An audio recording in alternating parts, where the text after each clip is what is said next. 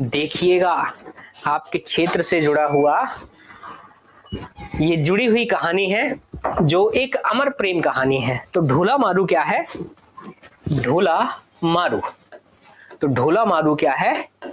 एक प्रेम कहानी है, और प्रेम कहानी है तो इसको तो सुनना ही पड़ेगा अपन को। आपने लैला मजनू सुनी होगी, रोमियो जूलियट सुनी होगी, हीर रांझा सुनी होगी, है ना? ये भी सुनी होगी, लेकिन तुम्हें पता नहीं है अपने घर की है। कहाँ की है? अपने घर की है। तो सुनो भैया ये कहानी हमारी जुबानी। तो कहानी कुछ ऐसे है, कहानी कुछ ऐसे है। तो ये रहा हमारा प्यारा सा मध्य प्रदेश, प्यारा सा मध्य प्रदेश। इस प्यारे से मध्य प्रदेश के पड़ोस में एक जबरदस्त एक राज्य है, जिस राज्य का नाम क्या है? राजस्थान। तो ये आरजे है और ये एमपी है। एमपी में यहां एक रियासत हुआ करती थी, राजा का क्षेत्र हुआ करता था, जिसका नाम था नरवर। आज भी है, शिवपुरी जिले के अंतर्गत आता है नरवर। और यहां जो है ये है मारवाड़। ये क्या है? मारवाड़। जैसे मालवा है तो इस मारवाड़ के अंदर एक देश है, यानी एक रियासत है, जिसका नाम है पोंगल। तो पोंगल रियासत, इधर नरवर रियासत, इधर पोंगल रियासत। ठीक है। तो पहले क्या होता था, पहले क्या होता था, हमने खूब सुना है कि भैया सूखा पड़ा, सूखा पड़ा, एक एक दो दो तीन तीन साल, 10 10 साल, 15 15 साल का सूखा पड़ा है भारत में। सूखा मतलब सामान्य से 25% कम वर्षा सूखा कहलाती है। और यहां तो पहले से ही कम वर्षा होती है और उसमें भी कम हो गई, तो भयंकर सूखा पड़ गया। तो क्या होता था, यहां से जो पोंगल देश के राजा हैं, पोंगल, वो अपनी सेना और अपने लोगों को लेकर जो है, जहां समृद्धि होती थी, जहां पर ठीक ठाक बारिश वारिश होती थी, वहां आ जाते थे। ऐसे होते थे, हमारे पूर्वज भी बोलते हैं कि हमारे क्षेत्र से जब अकाल पड़ता था तो मालवा में आते थे। तो मालवा शुरू से ही समृद्ध रहा है। ये वाला मालवा, एक मालवा पंजाब में भी है। तो ये जो है ये मालवा है, और नरवर जो है मालवा की सीमा पर है। नरवर कहीं अलग नहीं है, ये जो है मालवा की सीमा पर है नरवर। तो एक बार क्या है, ये पोंगल देश का राजा अपने जनता के साथ में, अपनी प्रजा के साथ में कहां आ चुका है? यहां, इस वाली सीमा पर। ठीक है। और जैसे ही पता लगा है कि नरवर के राजा को कि यहाँ पर पोंगल देश के राजा आए हुए हैं और यहाँ पर जीवन व्यतीत कर रहे हैं, क्योंकि उनके यहाँ पे अकाल पड़ा है, उनसे रहा नहीं गया, तो पोंगल देश के राजा से मिलने चले गए। तो भैया दोनों में अच्छी मित्रता हुई, रोज मिलना जुलना चालू हुआ, क्योंकि ये भी भैया अच्छी सी दाल बाटी बनाते थे और ये भी अच्छी दाल बाटी बनाते थे। दोनों में दाल बाटी का आदान प्रदान हुआ, बोले आप तो चूरमा बनाओ, तो आपस में जो है चूरमा का आदान प्रदान हुआ। भाई साहब जो है अच्छे दोस्त हो गए, दांत काटी रोटी हो गए। ठीक है। तो अब क्या हुआ, इस पोंगल देश की एक, पोंगल राजा की एक राजकुमारी थी। क्या थी? एक राजकुमारी, जिसका नाम था मारू। क्या नाम था? मारू। और नरवर देश के राजा के एक राजकुमार था, इस राजकुमार का नाम था भैया ढोला। यही है ढोला मारू। अब ये जब छोटे थे, 2 2 3 3 साल के, मारू भी 2 3 साल की थी और लगभग ढोला भी 2 3 साल के थे, तो इनके पिताजी ने जो है रिश्ता तय कर दिया कि साहब अब जब बच्चे बड़े होंगे तब जो है अपन जो है गौना करेंगे। पहले शादी हो जाती थी, पहले शादी तो 1.5-2 साल की उम्र में जो है शादी कर दी, तो इन दोनों की जो है बाल विवाह हो गया। क्या हो गया? बाल विवाह। तो इन दोनों का जो है बाल विवाह हो गया। सुनिएगा, बड़ी मार्मिक कहानी है, आंखों में पानी ना आ जाए तो कहना, अगर बहुत अच्छे से सुनेंगे तो बाल विवाह हो गया। बाल विवाह के बाद जो है जब बच्चे बड़े हो जाते थे, 14 15 16 साल के हो जाते थे, यानी शारीरिक रूप से कहीं ना कहीं परिपक्वता आ जाती थी, तब जो है विदाई होती थी। यानी लड़की को ससुराल नहीं भेजेंगे तब तक जब तक बड़ी नहीं हो जाए। तो जब विदाई होती थी तो विदाई करने के लिए जो आते थे, उस पद्धति को जो है गौना कहा जाता था। गौना चलता था पहले। आजकल तो जो है बड़ी उम्र में शादियां होती हैं, 25-30 साल, तो काय का गौना, सब खत्म हो गया।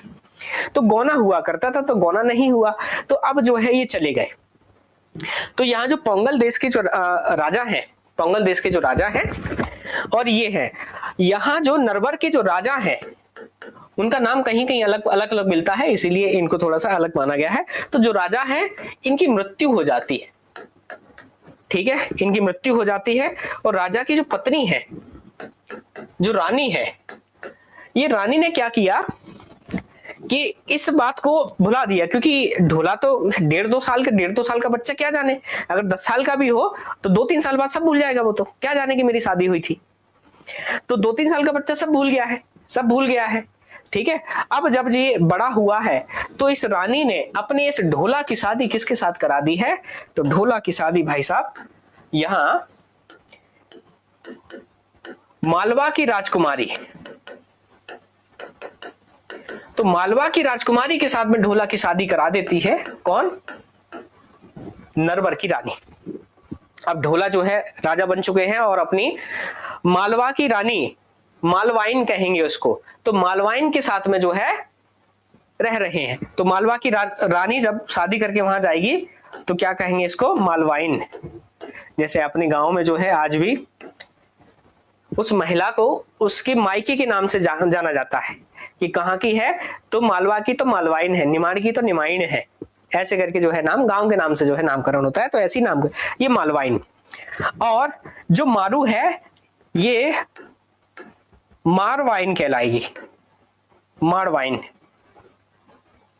मारवाड़, तो मारवाइन, तो मालवाइन और मारवाइन। क्लियर? तो कैसे हो गए? अब जो है इधर जो है मारू इंतजार में है, क्योंकि मारू के पिता जिंदा हैं, लेकिन पिता ने खबर पहुंचाई है, वहां पे कई बार खबर पहुंचाई है कि गौना करने आ जाओ, गौना करने आ जाओ, लेकिन ये रानी के पास जो है पहले से गुप्तचरों को बोल देती है कि जरूर मारवाड़ से जो है पोंगल देश से पत्र आएंगे, लेकिन उन पत्रों को जो है कैसे भी करके ढोला के हाथों में नहीं लगने देना है। तो बीच में ही फाड़ देते थे, जला देते थे, ढोला को पता ही नहीं कि क्या हो रहा है। ढोला तो 2 साल का था, उसको शुरू से नहीं बताया गया कि तुम शादीशुदा हो पहले से, है ना। लेकिन यहाँ मारू को रोज बताया जाता है कि तुम्हारी शादी हो चुकी, तुम्हारा जो पति है वो वहां नरवर का राजा है, एक दिन तुम्हें लेने आएगा, लेकिन कब आएगा ये नहीं बताया है ना। मारू रोज इंतजार करती है। समय बीतता जा रहा है, मारू 17-18 साल 19 साल की हो चुकी है। ठीक है, समय बीतता जा रहा है। अब जो है, अब रोज वो पोंगल राजा जो है अपनी बेटी को बोल देते आएंगे, तो रोज वो यही आश्वासन से जो है बैठी है वहां रह रही है, लेकिन जो है रुदन रोज रोती है, अपने ढोला की याद में रोज रोती है कि सबके जो है पति आ गए लेने के लिए, लेकिन मेरा पति जो है अभी तक नहीं आया, मेरा ढोला अभी तक नहीं आया है, मेरा ढोला नहीं आया है, ढोला। तो ढोला ये गीत जो है, समझा? हाँ, तो अब एक दिन क्या है, महल के किनारे पर झरोके के पास यानी खिड़की के पास बैठी हुई है। वहां से एक मुख्य रास्ता गुजरता है खिड़की के नीचे से ही, तो वहां से गायकों की टोली निकल रही थी। जैसे गाने गाने के लिए पहले जाति विशेष हुआ करती थी, तो ऐसे ही जाति विशेष जो है गुजर रही थी। तो इधर अपने ढोला की याद में जो है रुदन गीत गा रही है। कौन? मारू। इतना रुदन भरा गा रही है कि जो गायक जो निकल रहे हैं नीचे से उनके कानों में आवाज जाती है, तो वो कहते हैं इतना दुख भरा गीत कौन गा रहा है, कौन है? आज तक हमने ऐसा दुख भरा गीत नहीं सुना।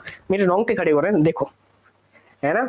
मैं जब ये कहानी सुनाता हूं तो सच में कहता हूं कि कितनी जबरदस्त कहानी है ना। वास्तविकता है, ये क्या है? वास्तविकता है। तो साहब अब जो है, तो धीरे से उन्होंने क्या है पूछा कि कौन है जो इतना रुदन भरा गीत गा रहा है। तो राजकुमारी ढोला और राजकुमारी मारू जो है धीरे से कहती हूँ कि मैं राजकुमारी हूँ, किसी को बताना नहीं। तो बोले कि क्या रुदन है, क्यों रो रही हो, क्यों ऐसे गीत गा रही हो? बोले कि मेरी बचपन में शादी हो गई थी ढोला से, ढोला वहां के राजा हैं, तो हम यहाँ से खूब संदेश भेजते हैं, उन तक संदेश नहीं पहुंच रहा, पता नहीं लेने नहीं आ रहे, मैं बहुत परेशान हूँ। बोले कि ऐसा है, ठीक है। तो अब जो वो गायक लोग हैं वो इनकी बात को बोले कि पत्र नहीं, अब हम जाएंगे तुम्हारी ओर से। अब सब लोग मिलकर कहाँ जाते हैं? नरवर देश। तो भैया कहाँ पहुंच रहे हैं? नरवर देश। तो यहां से जो है नरवर देश के लिए आते हैं। अब नरवर देश में हमें पता है, नरवर देश में क्या है हमें पता है, क्या पता है कि यहां बैठी हुई है रानी और मालवाइन, ये दोनों जो है कैसे भी करके इनको रोकेंगे। लेकिन इनने क्या है, गीत क्या है? गीत के बोल है केसरिया बालम आओ हमारे देश रे, जोगीरा बालम आओ हमारे देश रे। जो केसरिया वालम जो गीत गाया भाई साहब, इतना रुदन भरा गीत था कि अब कानों में आवाज पड़ गई है कि इनकी ढोला की। ढोला ने उन गीतकारों को बुलाया कि भाई साहब इतना अच्छा कैसे गा रही हो, तो धीरे से बताई कि ये आवाज हमारी है, लेकिन जो रुदन है रुदन मारू का है। बोले कौन मारू? बोले कि आपकी पत्नी है, आपका बचपन में विवाह हो गया। तो पूरी कहानी बता दी।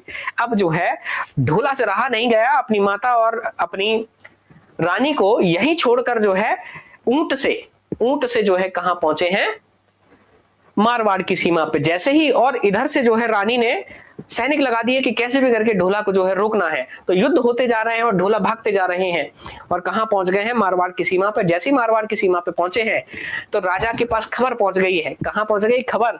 राजा यानी पोंगल देश के राजा के पास कि भैया हमारा दामाद आ गया है, जमाई आ गया है, जोगिरा आ गया है हमारा। अब भैया स्वागत में जो है पल के बिछा दी, सेना भेज दी कि जाओ हमारे दामाद को लेके आओ।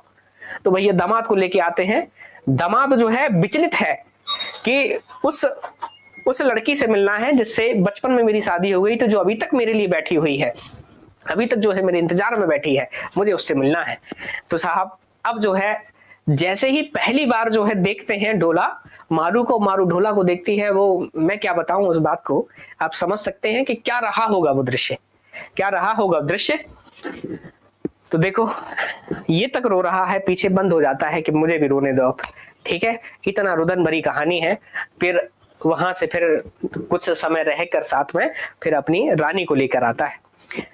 काय पे लेके आते? ऊंट पे। आपने जहां कहीं भी ऊंट पर बैठे हुए ये चित्र देखे हो, ऊंट पर बैठे हुए ये दो लोग देखे हो, तो समझ जाना ये ढोला मारू ही है।